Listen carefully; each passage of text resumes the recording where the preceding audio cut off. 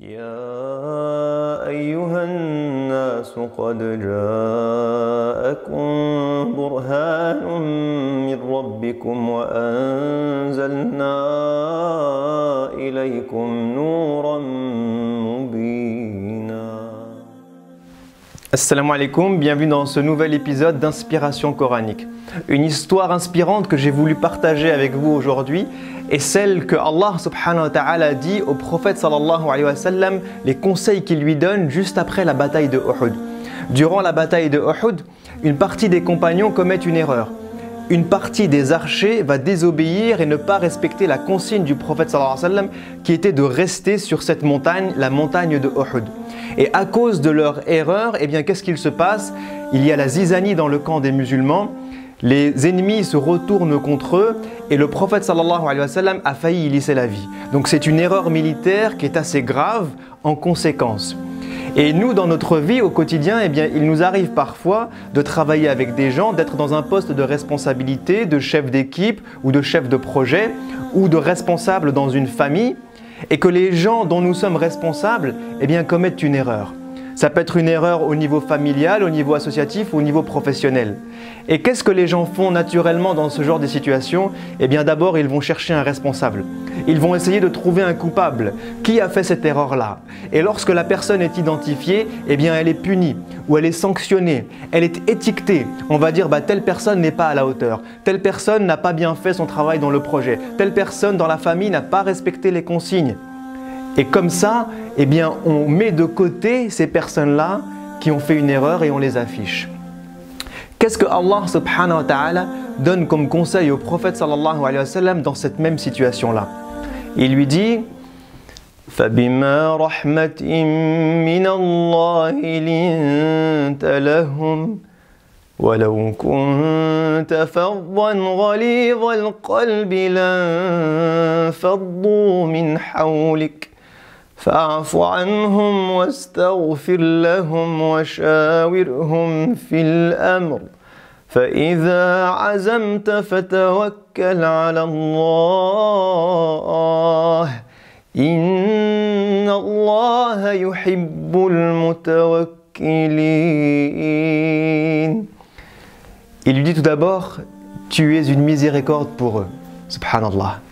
Il rappelle au prophète sallallahu alayhi wa sallam qu'il n'a pas été envoyé pour être dur, qu'il n'a pas été envoyé pour être un chef dictateur, mais qu'il a été envoyé pour être une miséricorde pour les gens qu'il encadre et dont il est responsable. Et ensuite, il lui donne l'ordre de leur pardonner. Il dit au prophète sallallahu alayhi wa sallam « Fa'fu anhum ». Entre guillemets, ce qui est passé est passé. Les erreurs qu'ils ont faites, eh bien c'est pas grave, fais comme si de rien n'était, sois indulgent, pardonne aux gens qui sont autour de toi et qui font des erreurs. Wastaghfir lahum, et demande à Allah pardon pour eux, parce qu'ils ont peut-être aussi commis une erreur qui est grave, non seulement envers toi, mais envers les autres et envers Dieu, parce qu'ils n'ont pas respecté cette consigne. Alors demande à Allah qu'il leur pardonne, et donc Allah leur pardonnera, puisque c'est le prophète sallallahu alayhi wa sallam qui le demande. Et qu'est-ce qu'il dit ensuite? Il dit وَشَاوِرْهُمْ فِي الْأَمْرِ. Subhanallah, combien le Coran est inspirant et combien le modèle prophétique est inspirant. Il dit au prophète sallallahu alayhi wa sallam et continue de demander conseil à ces gens-là. Autrement dit, continue de les avoir comme compagnons. Ils font partie de l'équipe, ils font partie du groupe et même s'ils ont fait une erreur, eh bien ça ne dévalorise pas leurs paroles, ça ne dévalorise pas les conseils qu'ils peuvent donner, ça ne dévalorise pas leur prise de décision ou leur jugement. Ils ont fait une erreur une fois et ça on le met de côté. Ensuite, eh bien ils continuent de faire partie de ton équipe comme c'était avant. Et subhanallah, on voit que nous avons naturellement eh bien, tendance à faire l'inverse de ce que Dieu nous demande. Parce que quand quelqu'un fait une erreur, eh bien souvent il est étiqueté comme quelqu'un qui fait des erreurs. Lorsque quelqu'un arrive en retard, il est étiqueté comme un retardataire. Lorsque quelqu'un ment, une fois, on va l'étiqueter comme étant un menteur. Lorsque quelqu'un fait une bêtise une fois, on va l'étiqueter comme quelqu'un qui n'est pas à la hauteur, qu'on ne peut pas respecter, sur qui on ne peut pas compter et on va ne plus lui donner de travail à faire. On ne va plus lui donner de responsabilité. On va dévaloriser sa parole ou son point de vue. C'est ce que les gens font lorsque quelqu'un fait une erreur. Et Allah est en train d'apprendre au prophète sallallahu alayhi wa sallam que le modèle coranique n'a rien à voir avec ça. Le modèle coranique n'est pas d'étiqueter des gens parce qu'ils ont fait une erreur une fois ou deux fois ou trois fois dans leur vie. On fait tous des erreurs. Le modèle coranique, l'inspiration que le prophète sallallahu alayhi wa sallam nous donne dans ces versets-là, eh bien, c'est de considérer les gens, qu'ils sont dignes, de les respecter, de respecter leurs valeurs, même si parfois ils font des bêtises ou qu'ils font des erreurs. D'oublier ce qui a été mal fait, de passer dessus, de demander pardon ou de pardonner. Et ensuite de continuer à travailler ensemble en considérant que ces gens-là eh bien, sont toujours aussi bons qu'avant et que ce n'est pas parce qu'ils ont fait une erreur une fois qu'ils vont être mis de côté.